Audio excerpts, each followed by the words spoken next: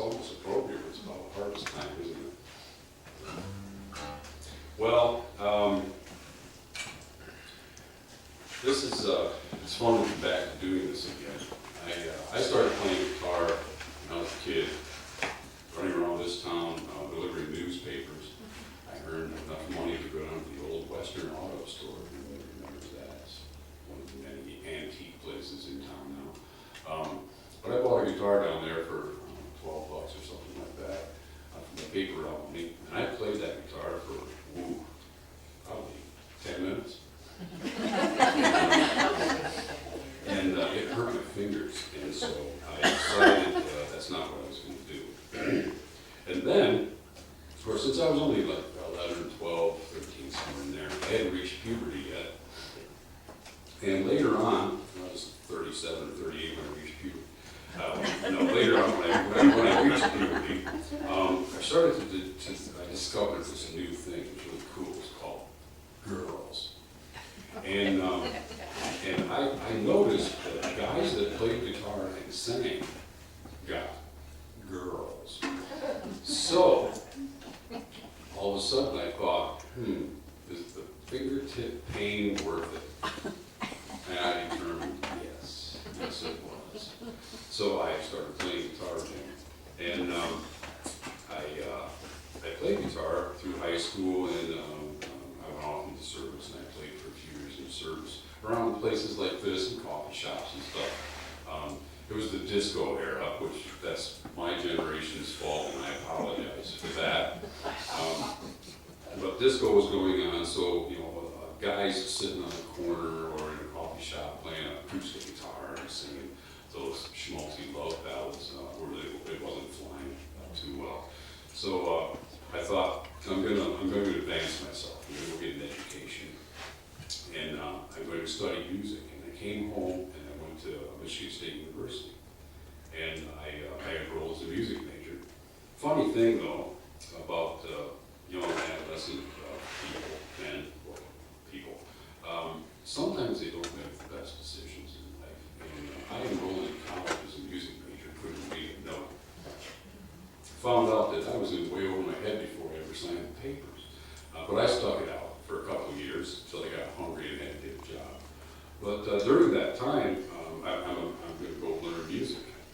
All still because I wanted to play guitar and get the chicks. And I put the guitar down. I put it in a case and put it away. I didn't play it anymore. At MSU, I sang opera. And I had to learn everything on the keyboard. And I never did learn how to play the piano very well. I never really did learn how to sing opera very well, or to appreciate it for that matter. So somewhere in there I went and got a job. And flash forward to about 7 years ago, a guy at work brought me this guitar, and he says, it's broke. And you play guitar, right? I said, well, I used to, 3 or 4 lifetimes ago. He goes, well, I was hoping maybe you could fix it for me. And I don't know how he got the idea that I could fix it, because I'm not a luthier. But he said he's going to throw it away. This beautiful guitar right here, it just didn't play right, and so he was going to throw it away. He was just going to burn it. So I said, well, as opposed to the fire, I said, if I mess it up, man, obviously I can't mess it up as bad as fire will. I'll take it home, see what I can do. And it was really actually an easy fix. I did a little research and I fixed it, and it actually turned out to be a really nice guitar. And I took it back to him and said, there we go. It works. He goes, well, cool, now I can sell it. So I said, well, sell it to me. I bought it from him, and I took it back home. And my wife asked me, she goes, well, why do you still have that guitar? I thought you would give it back to me. You were done with it. And I said, well, I am done with it. I bought it. What? I said, I bought it. You bought it? She goes, we don't even play anymore. Why would you buy it? I said, well, maybe I'll start playing more now that I've got a guitar. And so I did. And then some friends asked me to go play in a coffee shop, and then people kept asking me to play places, and it's apparently now I'm a guitar player. It's kind of cool. And over there's my wife. Apparently I got a girl. Well, anyway, so I sang all this opera and all this stuff, and I really, you're gonna find out, you're gonna hear it, I've been accused of being one of the most depressing singers that you've ever heard. I sing all these long ballads and schmaltzy stuff that I love so much. And here's a good example of one. This is a love song. Those of you who've been here in the barn before have heard this one. I've played this one before. It's about a roller derby queen. That'll read too. I know my wife was sitting back there going, he's gonna forget to read too.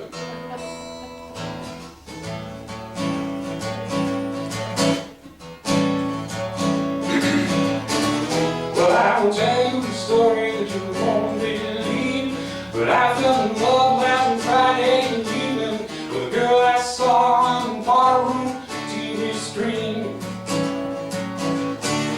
Well, I was just getting ready to get my hat when she caught my eye, and I put it back, and I ordered myself a couple more shots and beers.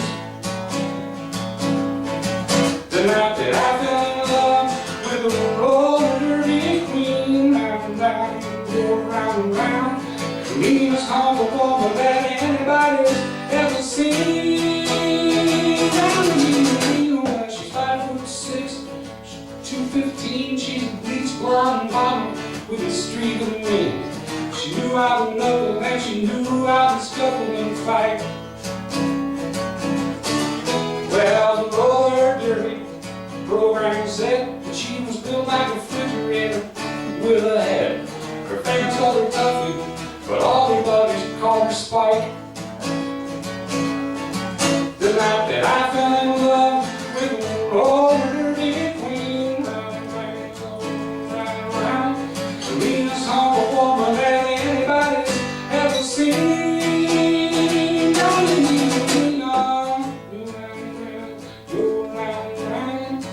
Go round and round, go round and round.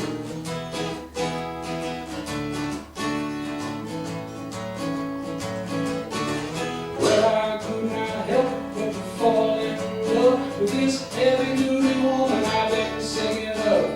Now things look kind of bad until the day she's speaking in my life. She might be nasty and she might be fat, but I've never met a person who would tell her that. She's my beach bottom mama, my heavy-handed hack is like my mom. The night that I fell in love with a roller derby queen, round and round, round and round, you know, meanest humble woman that anybody's ever seen. When you need me now, go round and round, go round and round, go round and round, go round and round.